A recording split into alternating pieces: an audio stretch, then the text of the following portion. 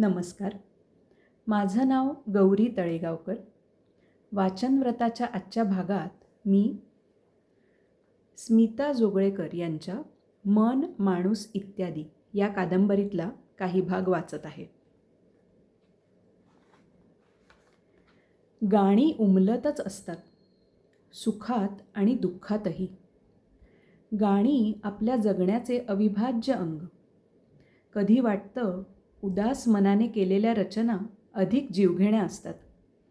वेदना मूक असून जास्त बोलकी असते. कविता वेदनेची, संन्यस्त कातळासारखी नितांत सुंदर असते. उत्फुल्लतेची गाणी सरमिसळ रंगांची, त्यांना त्या कातळाच्या काळीज कातर जखमेचा भळाळ कसा कळावा. यातनेचा शब्द अधिक आतून पिळवटून येतो, म्हणूनच तो अधिक खोल जिव्हारी लागतो. उगमापासून अंतापर्यंत सारेच छिन्न करून टाकतो. अर्थात वेदना आणि फुंकर हे चक्र अव्याहत चालू असते.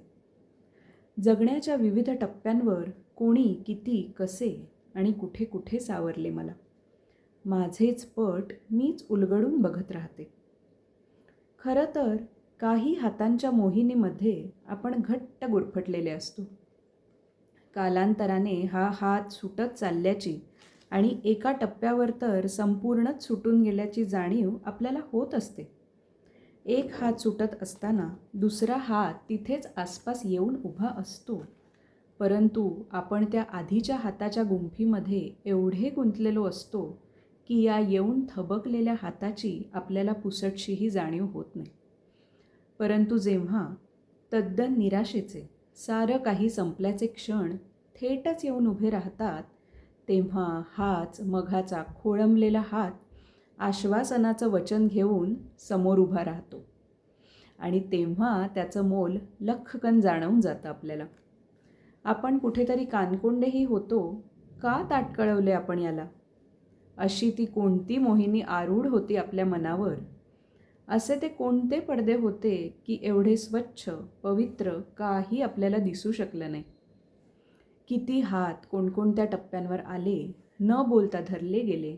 काही दीर्घकाळ धरलेलेच राहिले, काही नकळत सुटून गेले.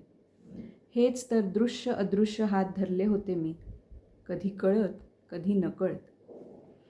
एवढ्याशा खेड्यातील एक तरुणी राघवसोबत निघाले होते. एक वेडा, खरं तर आंधळाच म्हणावा असा विश्वास उरी बाळगून. राघव, जो पहिल्याच भेटीत आपला वाटला होता, पुढेही सर्वस्वी माझाच होता. राघव काही काळ शहरात राहिला होता, त्यामुळे त्याच्या वागण्या बोलण्यात गावचा साधेपणा आणि शहराची सफाई असं सुंदर मिश्रण होतं. फिरतीच्या कारणाने कधी अगदी छोटं खेडं, कधी मोठं शहर, तर कधी या दोहोंच्या मधल्या ठिकाणी असं वास्तव्य झालं आमचं. विंचवाचं बिऱ्हाडच जणू पाठीवर घेऊन फिरणं होतं ते. पण तक्रार करण्याजोगं त्यात काही नव्हतं. राघवसोबत केलेल्या मोजक्या वर्षांचा संसार हा अतिशय सुंदर कालखंड होता. गुणाची 2 मुलं होती. माधवपूरचे दिवस हेच त्या समाधानी दिवसाचे साक्षी होते. गावात आमचं कुटुंब हा कौतुकाचा विषय होता आणि माधवपूरला येण्या अगोदरचे नीरानगरचं जगणं म्हणजे एका अकल्पित प्रदेशात केलेला रमणीय आणि तरल प्रवास होता. नीरानगर. कसे राहिलो आम्ही त्या वस्तीमध्ये, आज आठवलं तरी गंमत वाटते. संपूर्ण प्रदेश हा आदिवासी विभाग होता. लोकांचं नेसणं, बोलणं, खाणंपिणं, सणवार साऱ्यांवर या आदिवासी संस्कारांची छाप स्पष्ट दिसून येईल. एक अगदी नवं आणि आगळं जग होतं ते. लग्न होऊन नवाच संसार थाटला होता आम्ही. 2 माणसांना वस्तू त्या काय लागणार म्हणून फारसं सामानही जमवलं नव्हतं.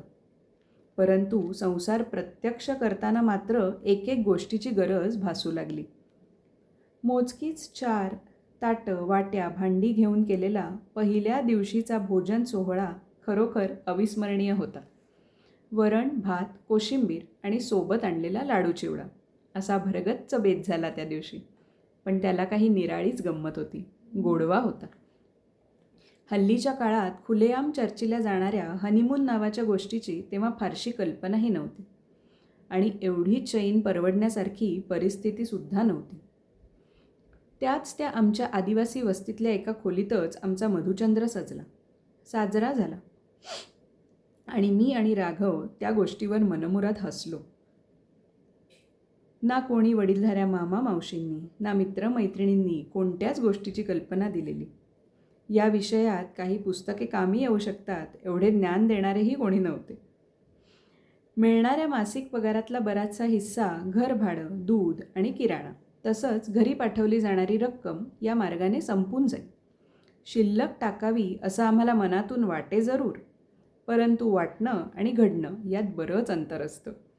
हाही जगण्याचा नवा पाठ याच दिवसांनी आम्हाला शिकवला. महिना संपता संपता तर एकच शेवटची तारीख दिसू लागे. नवं गाव, नवी माणसं, नवी भाषा म्हटल्यावर थोडं दडपण होतं मनावर. स्वतःच्या आकलनशक्तीवर पुरेपूर विश्वास होता. सर्वच आघाड्यांवर एकूणच जुळवून घेण्याचा परीक्षेचा काळ होता तो. दिवस सरत होते. राघव तर कामावर निघून जाई. आम्ही राहत असलेल्या वस्तीत गुजराती या एकमेव भाषेव्यतिरिक्त अन्य कोणत्याही भाषेचा पुसटसा परिचयसुद्धा नव्हता. मी स्वतः हिंदी भाषा प्रवीण होते, परंतु हिंदी, इंग्रजी या भाषांबद्दल शालेय अभ्यासक्रमांव्यतिरिक्त संपूर्ण अज्ञान होतं. संभाषणाच्या अडचणी तर पदोपदी येत. बरं, ज्याला विचारावं असा कोणी मध्यस्थही नाही. खरोखर कसोटीचा काळ होता. परंतु चुकत माकत, पडत धडपडत, कधी अडखळत थोडं थोडं गुजराती मी शिकून घेतलं. आधी बाजारात किंवा घरगुती वापरात लागणारे शब्द चक्क लिहूनच घेतले. पुढे बालवाडीची पुस्तकं आणून अगदी ग म भ न पासून सुरुवात करत लिपी शिकून घेतली.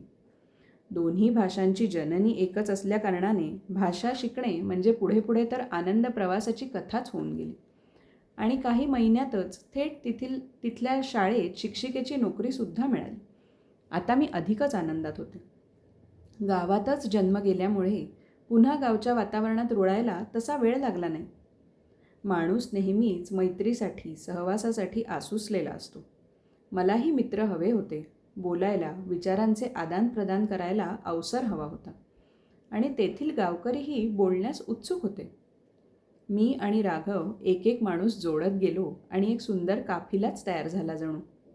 आणि यात केवळ मनुष्य प्राणी नव्हते, तर चिवकाऊ, बुबू आणि बोकोबाही होते. चिमण्यांची घरटी आणि त्यातली जोडपी तर आमच्या घराच्या एका फोटो फ्रेममधील कायमचे निवासी होते.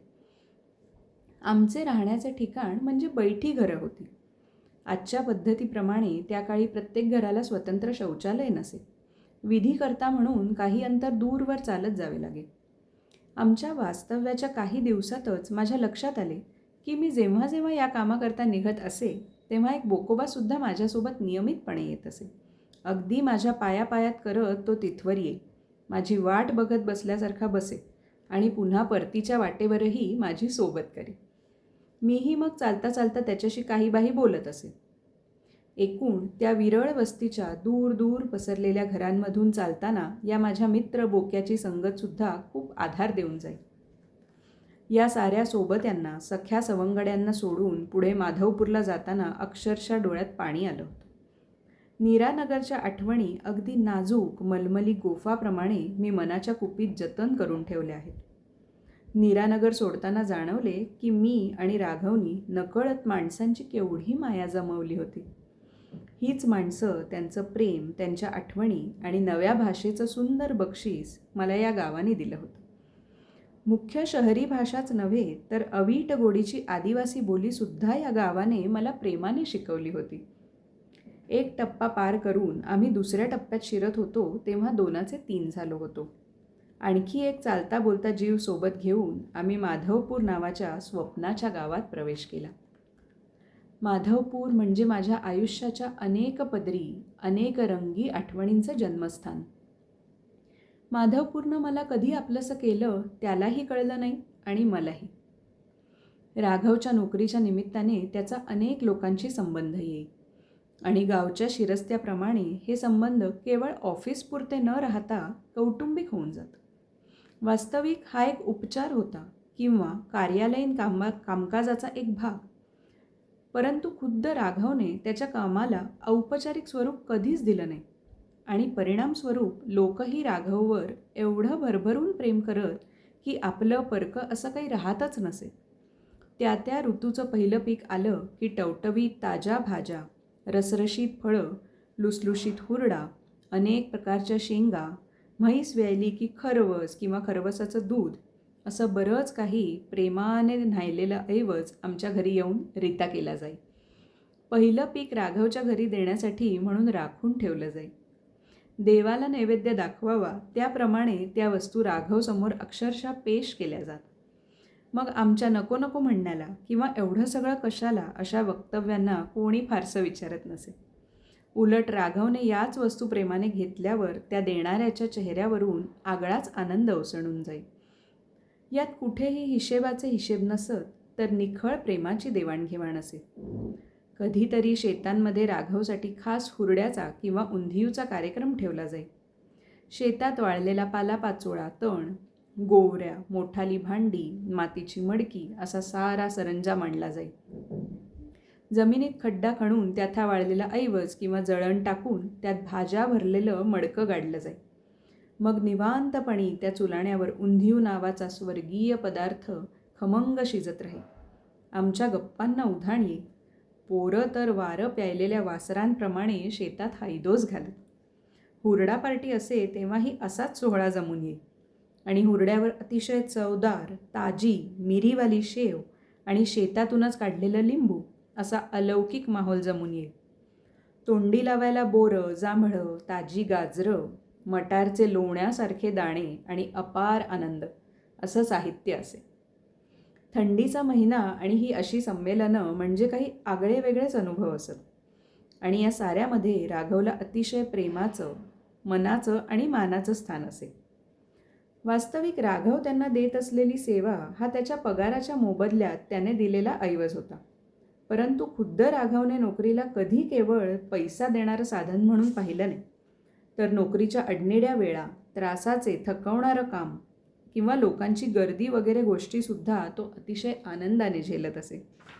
समोरच्या गरीब शेतकऱ्याच्या, कष्टकऱ्याच्या पोटात शिरून त्याची दुःख जाणून घेणं, अडीअडचणीला मूकपणे त्याला मदत करणं आणि पुन्हा या मदतीची वाच्यता करणं तर दूर, त्याच्या परतफेडीचीही अपेक्षा न करणं हे त्याचं वैशिष्ट्य होतं.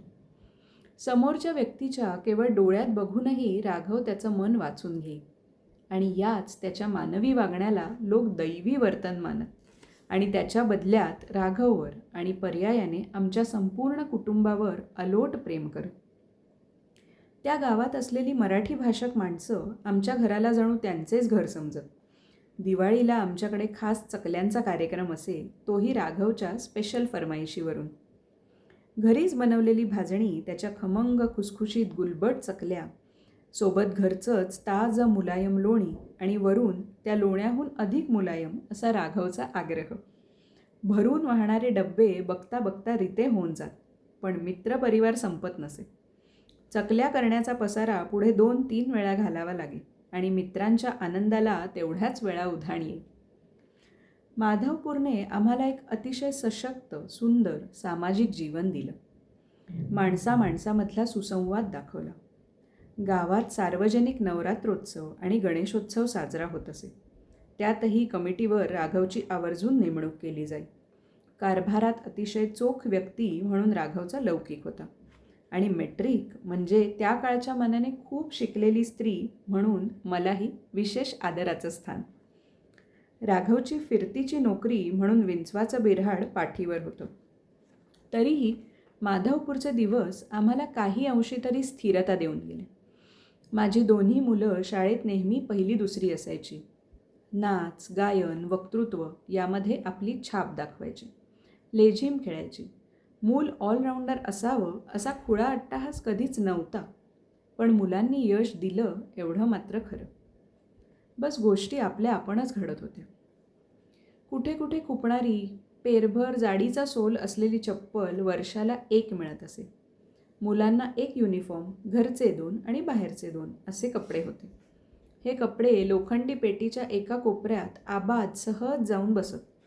पण यात काही कमी आहे असं वाटण्याएवढं जग मोठं झालं नव्हतं अद्याप. रेशनचे केरोसिन, साखर आणि तांदूळ रांगेत उभं राहून आणणं हे लेकीसाठी फारच नैसर्गिक होतं.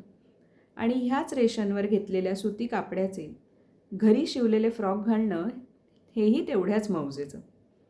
पण गरजाच इतक्या कमी होत्या की त्या भागल्याचा भास जरी झाला तरी मन आनंदाने एवढं भरून जाई की त्या पूर्ण झाल्यात असंच मानून घेई. आज वळून पाहताना अरे रे वाटणाऱ्या गोष्टी तेव्हा अरे वा या पंथातल्या होत्या. पैसा नव्हता, पण बिन पैशाचा फार मोठा आनंद होता. समाधान होतं. राघवसोबत दुडकत बाजारात जाणं, भाजीवाल्याने कॉम्प्लिमेंटरी म्हणून दिलेली गाजरं, कोवळी भेंडी, चवळीच्या शेंगा न धुता खात हुंदडणं ही लेकीसाठी मजा होती. आपण मैत्रिणीला सोडायला तिच्या गेटपर्यंत जावं, मग लटक्या हट्टाने तिला आपल्या गेटपर्यंत सोडायला लावणं. त्या लोखंडी गेटच्या वरच्या बारला धरून एक पाय खालच्या आडव्या दांडीवर ठेवून गेट हलवत हलवत मारलेल्या अमाप गप्पा. स्टेट बँकेच्या मागच्या आवारात रद्दी भंगारात फेकून दिलेले दोऱ्याचे तुकडे, सील करण्यासाठी वापरले जाणारे लाखेचे तुकडे, रबर, पिना, टाचण्या हे सगळं गोळा करण्यात कोणताही कमीपणा नव्हता. कारण तेव्हा सगळीच पोरं हेच करायची. केवढा मोठा ठेवा असायचा तो. आणि हे सारं दुसऱ्यांना दाखवताना ऊर कसा अभिमानाने भरून यायचा. खेळ तर केवढे भन्नाट होते तेव्हाचे. लंगडी, पकडापकडी, आबाधुबी, लपाछपी. वा, नंतर वर्षाची वाळवणं, मिळवून बनवलेला एकत्र खाल्लेला फराळ, दिवाळीला मोठ्यांच्या पाया पडून मिळवलेली प्रेमाची चिरीमिरी.